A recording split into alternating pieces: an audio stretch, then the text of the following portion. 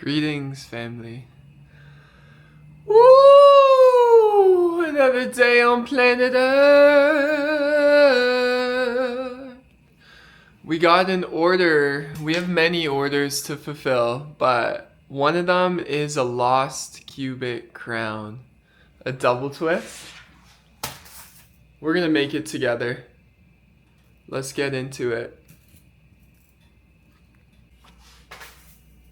12 gauge copper wire. We are going to twist all of this for fun.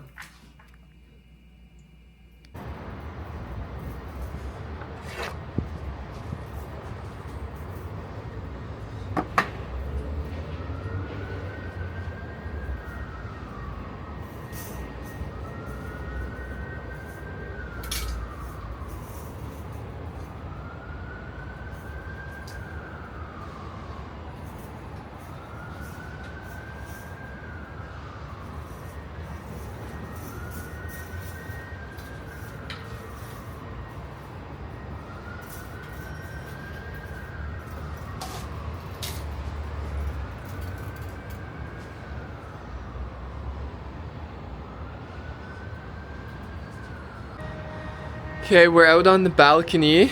I've pulled out a lot of wire. We're gonna crimp our ends. We're gonna twist.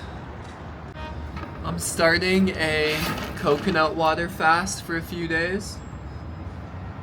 We'll see how it goes. Okay. We're gonna crimp our ends for the drill to fit in nice and snug. I'll be back with the drill. Family, I just want to say how much I love you, the being that is watching this, and how happy I am that you exist. Okay, we're gonna do our first twist. Let me get a good shot here. Woo!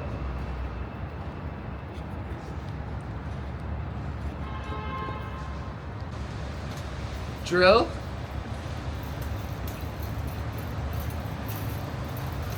The lost cubit we're making right now is 177 megahertz of healing harmonic frequency, and it focuses on the emotional and etheric aspects of our being, harmonizing that.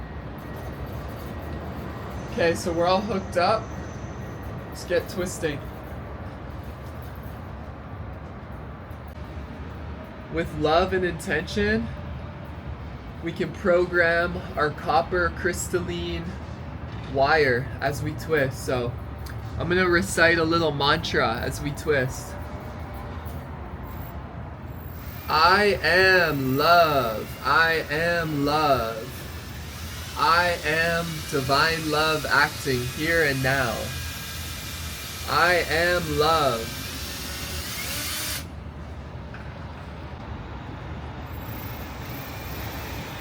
I am love. I am love. I am love. I am love. I am love. I am love. Woo! It popped. It's a good sign. So the wire popped out of the drill at this looseness, and this is a good looseness for the first twist. We're doing a double twist crown, so we've got a whole lot of wire. We'll have extra. It's really nice to have extra. Okay. Snip that off. Okay, so we've got our loose twist. So we're gonna crimp our ends again, right? One end.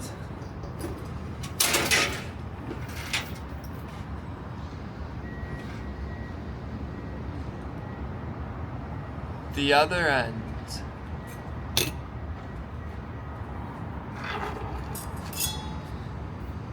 So what we have now is the wire loose twisted with 2 crimped ends. We're gonna do our double twist now.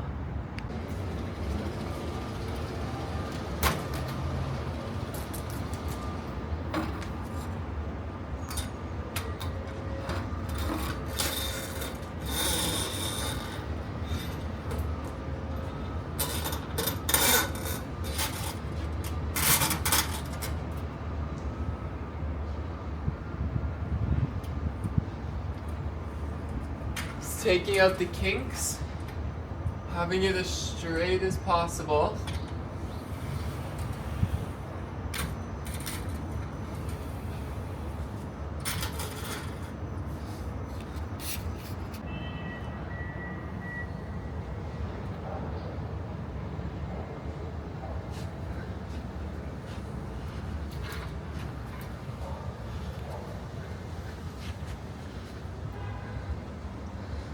Crimped, and we're gonna put it in the drill and twist.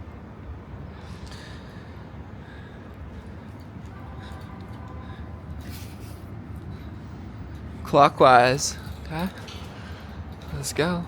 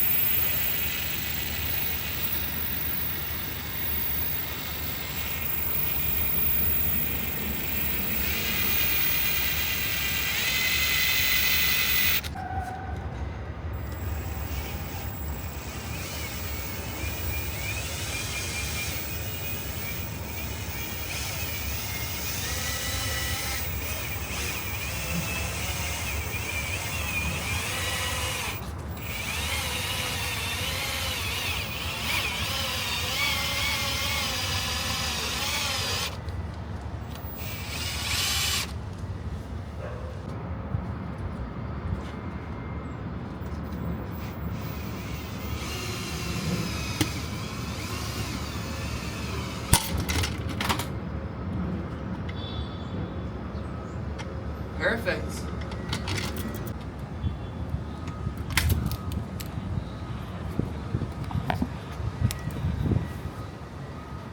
Divine copper.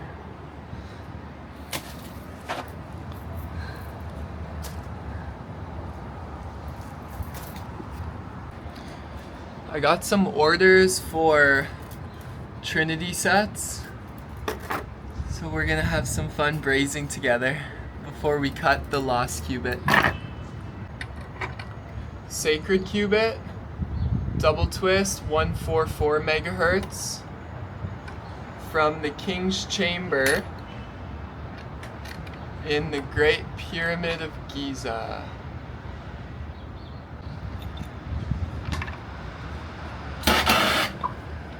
Got to find the brazing rod.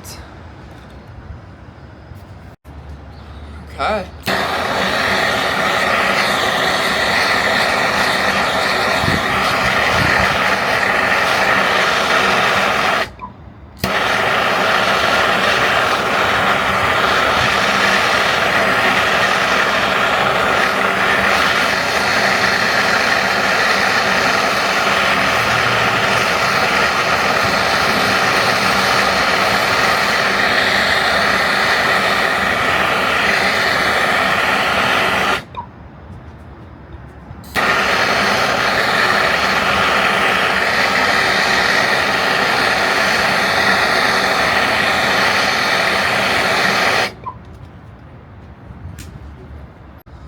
This is the 188 Empowerment Cubit.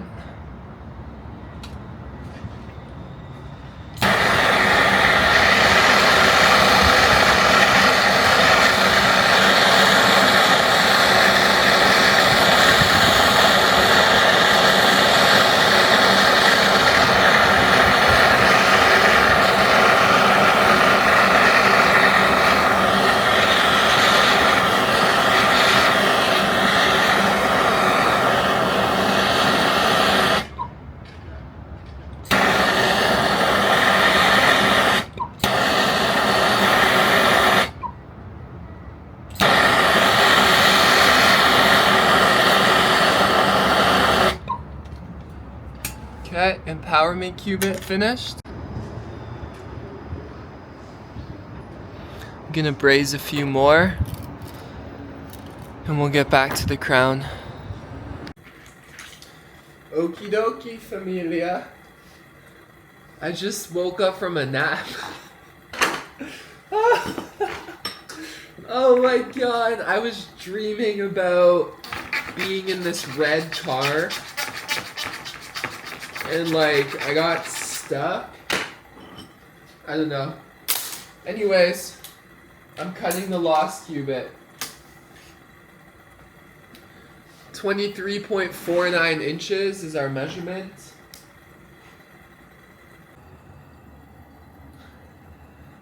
We've got our twisted wire. And there is our lost cubit. Just under 23.5. Make our cut.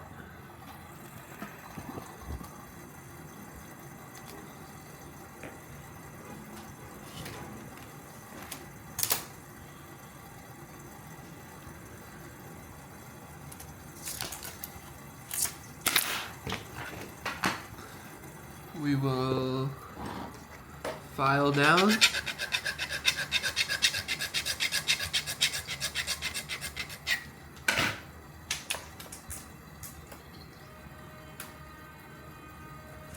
Wow, I really overcut there.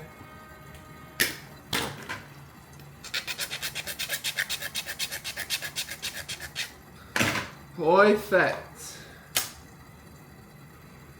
Okay.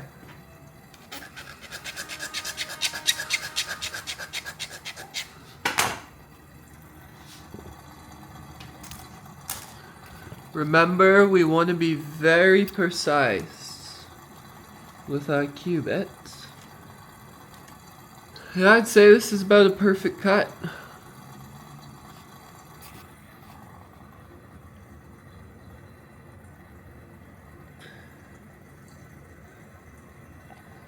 So there's our lost.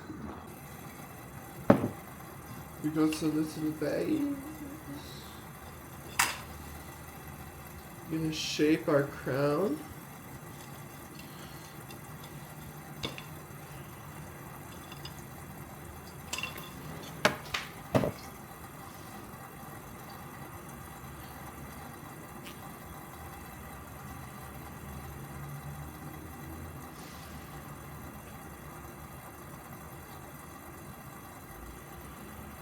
We'll go out and braze. Let's do it.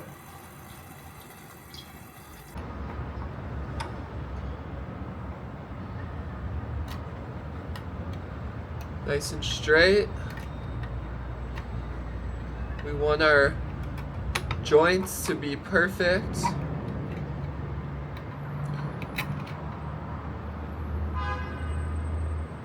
Okay.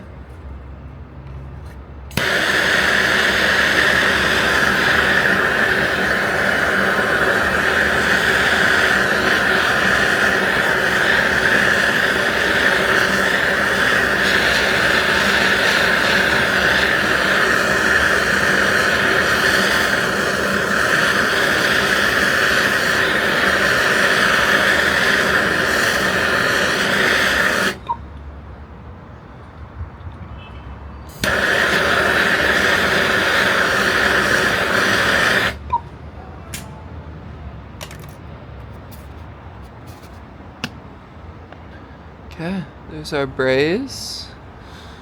And there's our crown. We've created the life force energy within the ring. Let's put this in the pickle.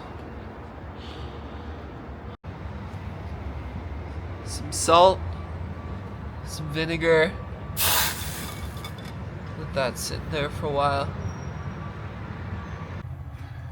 Okay. Given our fresh Double Twist Lost Cubit crown a polish. Just giving it a little.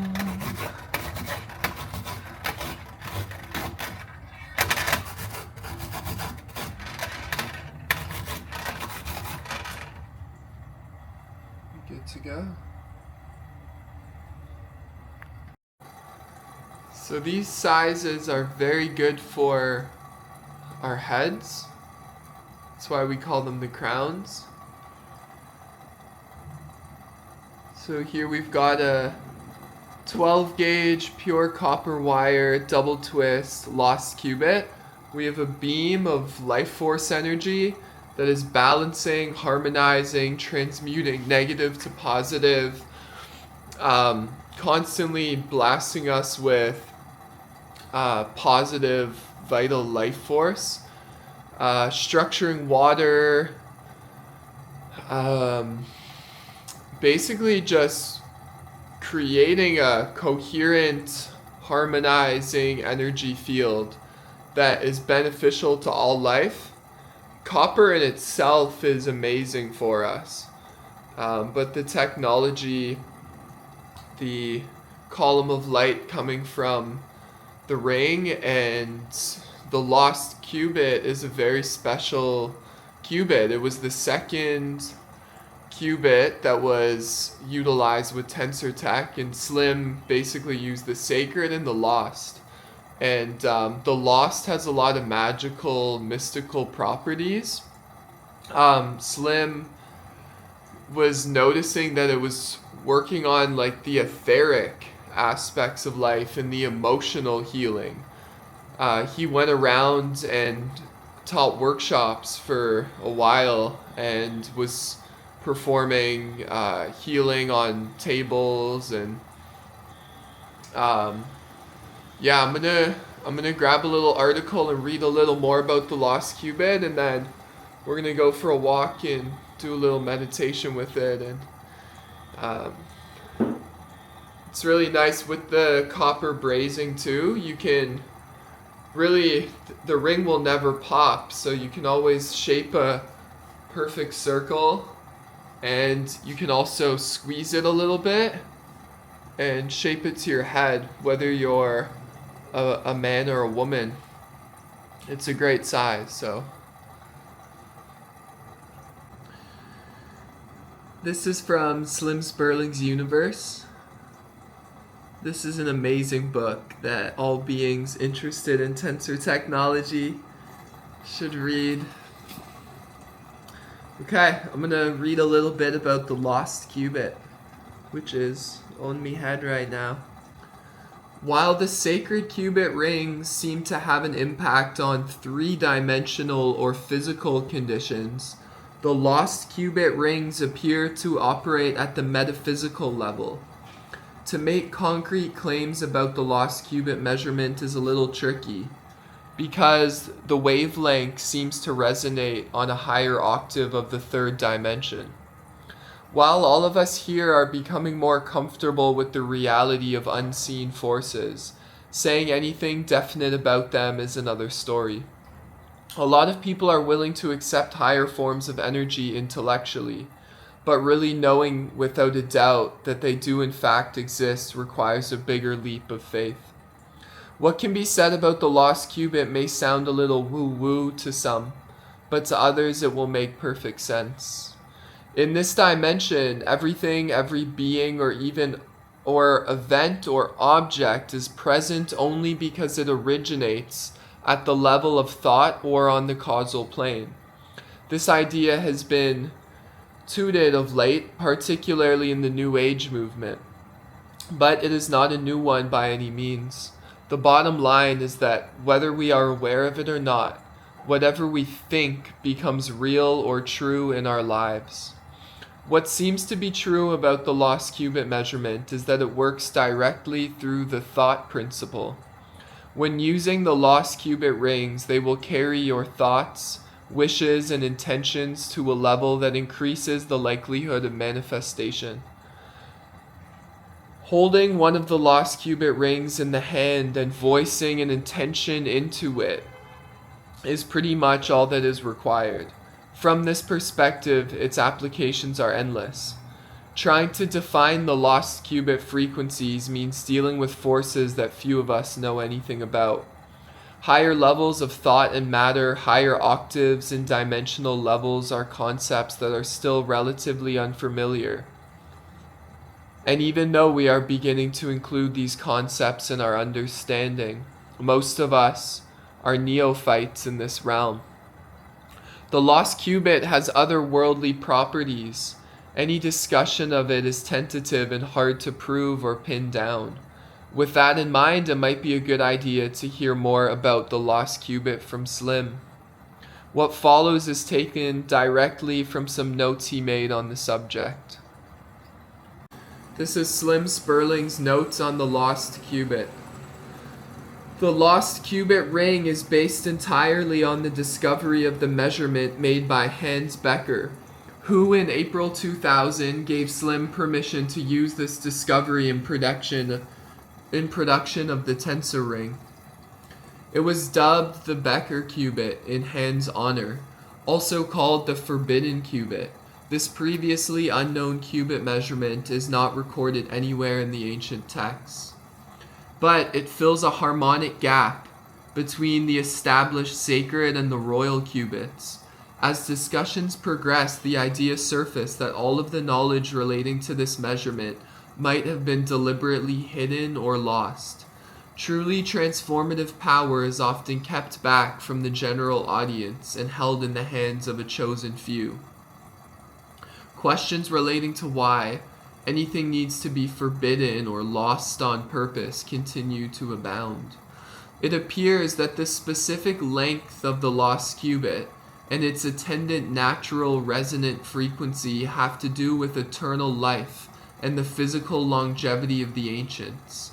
Indications are that its natural resonant frequency of 177 megacycles may, in some as yet unknown manner, contribute to the ability of the DNA to be changed at will and contribute to longevity.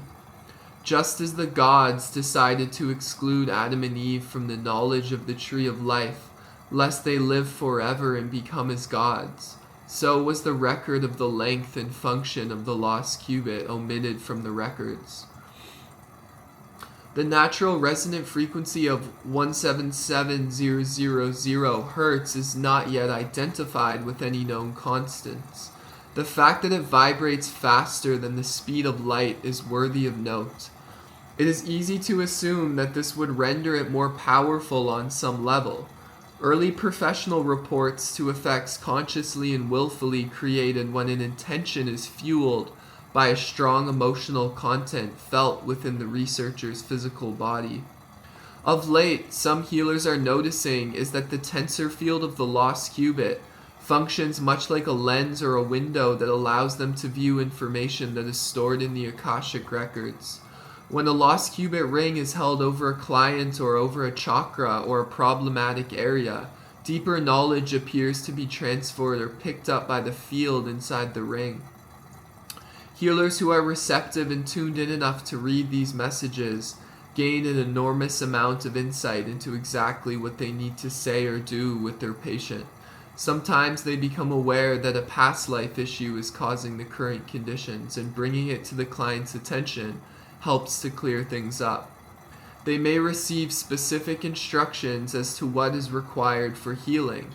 In essence, the lost cubit is like a scrying mirror and can be used in a similar fashion.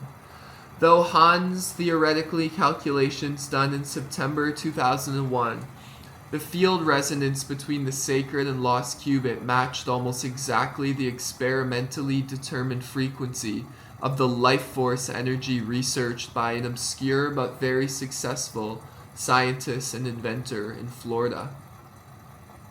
An acquaintance of Hans who prefers to stay out of the limelight. This man's life work is unpublished. The lost cubit, super powerful. Lastly, I'm going to read a few suggestions to work with the lost cubit ring. It seems as if the lost cubit also has a tremendous amount of benefit in situations where people have issues to deal with. Issues are not necessarily physical, although sometimes they can be. If a person has an issue of overweight, for instance, it surfaces at the physical, but it originates somewhere else. If an overweight individual were to sit inside a large lost cubit ring on a daily basis, with the intention of getting to the bottom of the weight issue, clarity about the problem can be received, making the person able to work with it constructively on any level. Please do not misconstrue this to mean that one will lose weight just by sitting in a lost cubit ring. It should offer a deeper form of insight into the root of the problem. The same applies to any issue. If you're in a relationship and having difficulty, stand inside a lost cubit ring. No one is saying that this will fix your relationship, but issues between the two of you may surface clearly enough for you to be able to see what is the highest intention for the partnership is at this time. But don't wait for the bad times to grab your partner and hop inside a ring. Nice things can happen when two people allow their fields to merge with these higher frequencies. And with that, that is the Lost Cubit Crown tutorial double twist. I'll see you soon, family. Shoo!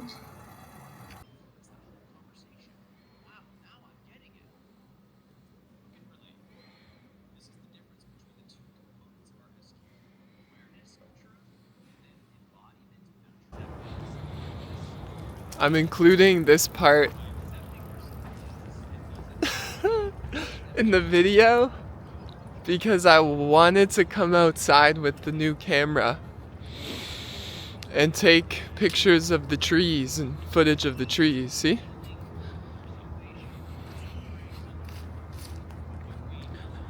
It is October 31st in Toronto, Ontario, where I grew up. And we're gonna get some shots with our new Lost Cubit crown. Do some meditation by the tree. See?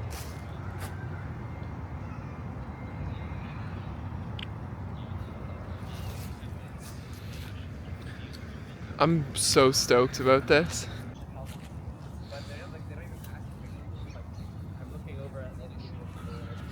Hi.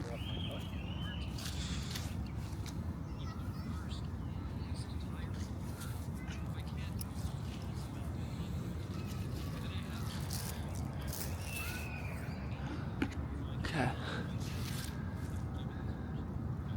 We're grounded.